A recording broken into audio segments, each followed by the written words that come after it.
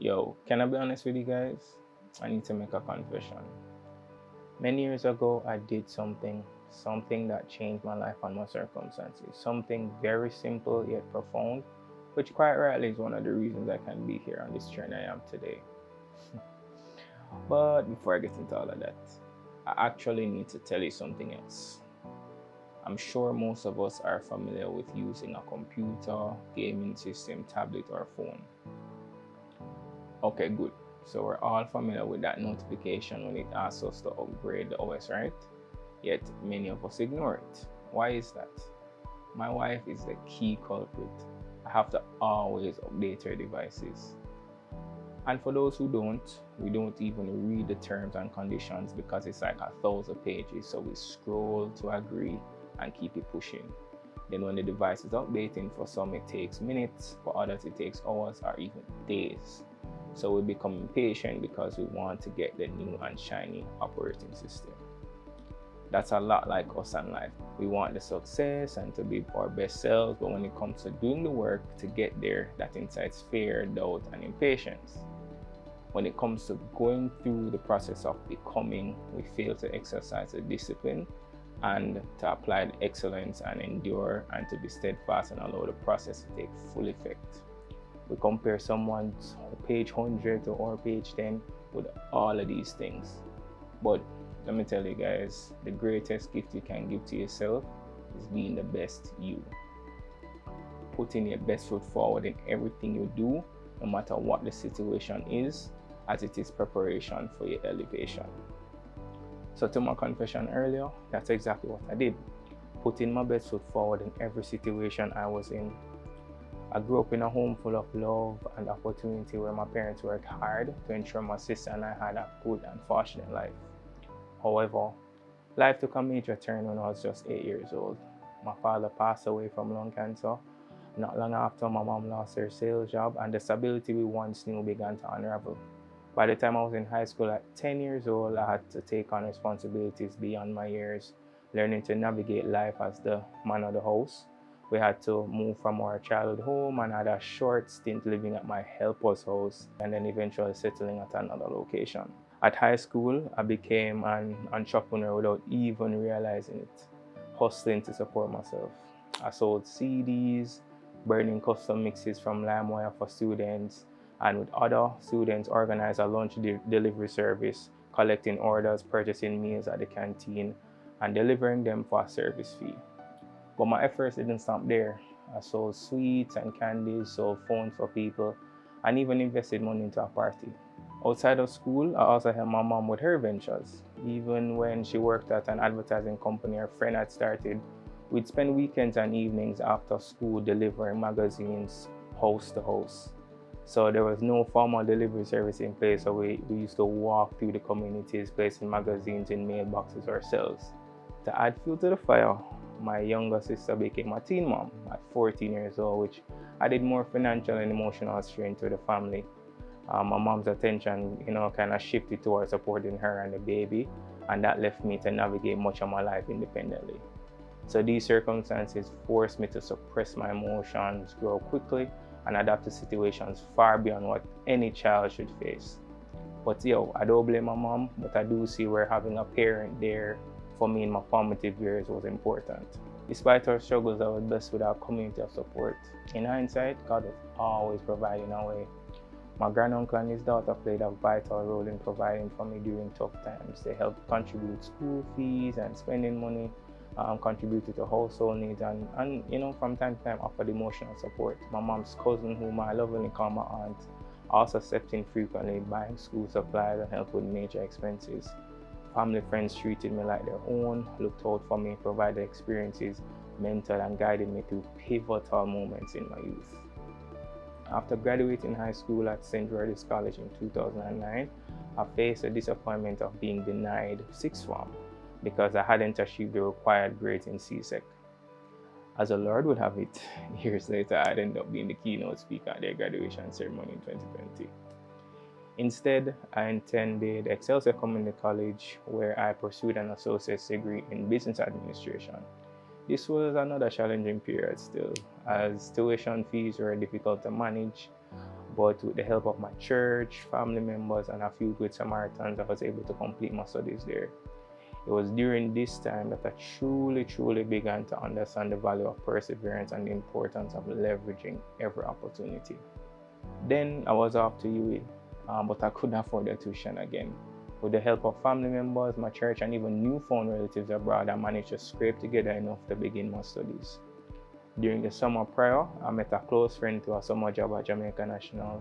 He became like a big brother to me and later invited me to join the marketing association at UA. Initially, I was skeptical, not really interested, but I attended one of their meetings and found it inspiring. That same year, I entered an internship competition hosted by the club. I created a proposal, added a few friends to meet the group requirements, and that led us to win. That victory earned me my first internship where I managed the social media presence for a well-established local brand. I even created their Instagram account when the platform was just becoming mainstream in Jamaica. This was my first real test of marketing and social media management, and it kind of ignited that passion for the field of digital marketing. However, my first year was also incredibly difficult. My family had no electricity at home for an entire year. I adapted by spending long hours on campus to charge my laptop and phone, sometimes staying late into the night. Even if I had early classes, I just spent the whole day at school to kill time till the last bus left the campus so I could get to charge up my devices to last me for the night. These challenges combined with financial instability caused me to fail courses in my first year. It was a humbling experience, but it reinforced my determination to push forward. After taking a year off to regroup and work, I returned to you with the help of a student loan. This time, I committed myself fully to come back with a strategy, not just the academics, but the growth outside the classroom. I became deeply involved in the Marketing Association, earning the title of Member of the Year, then serving as Director of Public Relations, and finally as Vice President in my final year. These roles honed my leadership skills and gave me hands-on experience in social media management, public speaking, event planning, sponsorships, and public relations. While I was at UA, I worked tirelessly to make ends meet, and build my resume. I took a part-time job at a call center on campus where I learned valuable skills in communication and customer service. I also became a Jamaica National Wise Aspiring Youth, their student ambassador program, a role that allowed me to kind of mentor students and develop initiatives on campus around financial education. And for that, I received the Marketer of the Year award. And I think that was like a testament to my dedication and growth during that period.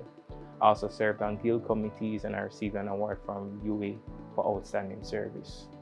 Towards the latter part of my degree, I sought out an internship with a nutraceuticals company. This experience was transformative as it gave me a comprehensive look into marketing beyond social media. Big up Suzette every time. I managed brand development, organized events, led a student brand ambassador program, and I even led sponsorship initiatives.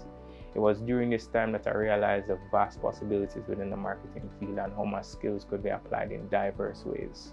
Despite graduating with a wealth of experience, I quickly learned that the job market wasn't as easy to navigate as I hoped. There was a job opportunity that came in, however, after 3 months without being paid, I quickly realized I was being exploited.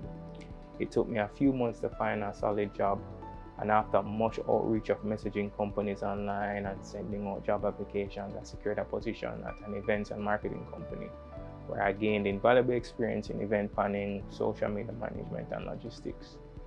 This role gave me a closer look at the intricate details of executing events and working with corporate brands.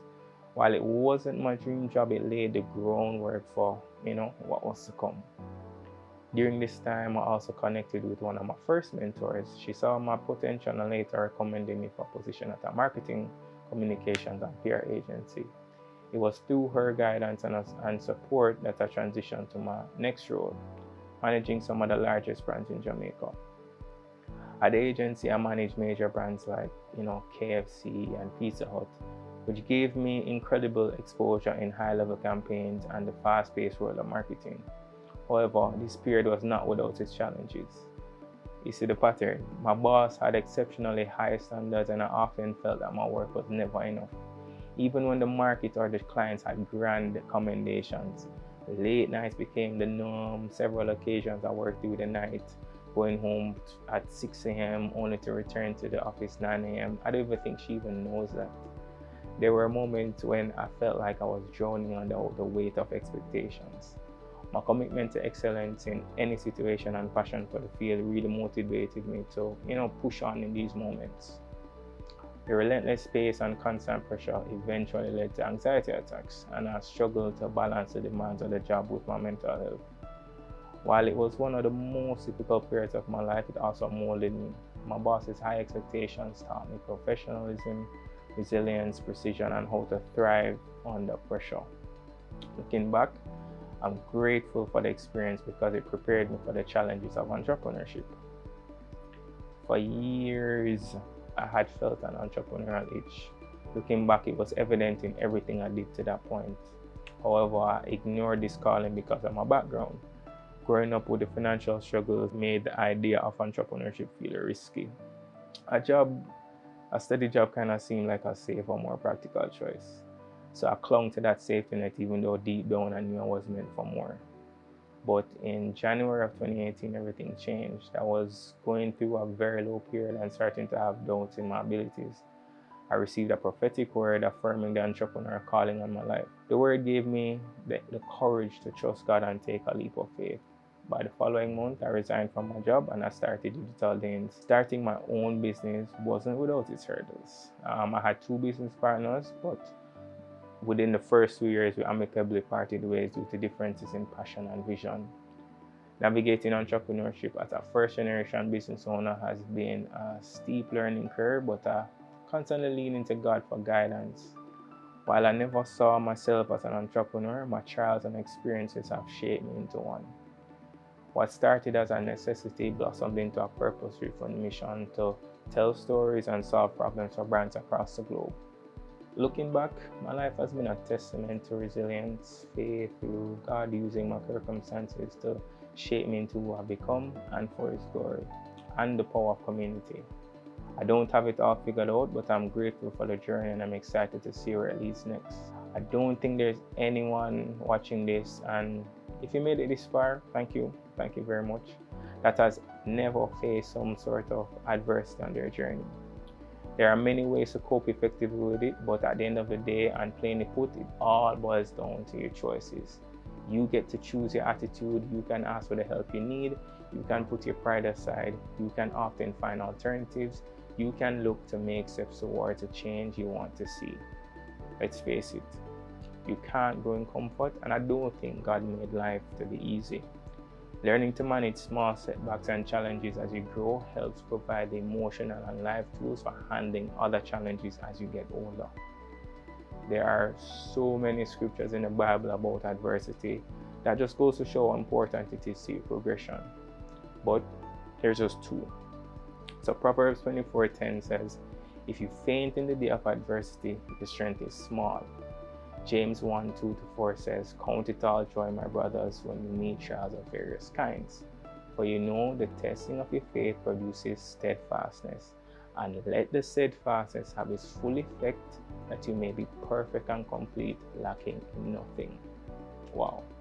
Where a lot of us go wrong is allowing the adversity to win, allowing it to take you off course or to dampen your hopes. To me, adversity is only temporary and seasonal. When I started to look at my challenges like that, my whole perspective changed. The greatest things in life are on the other side of fear. And fear is trusting that the worst will happen regardless of any physical evidence suggesting that it will. And faith is trusting that the best will happen regardless of any physical evidence suggesting that it will. You can either face adversity with faith or fear. You choose.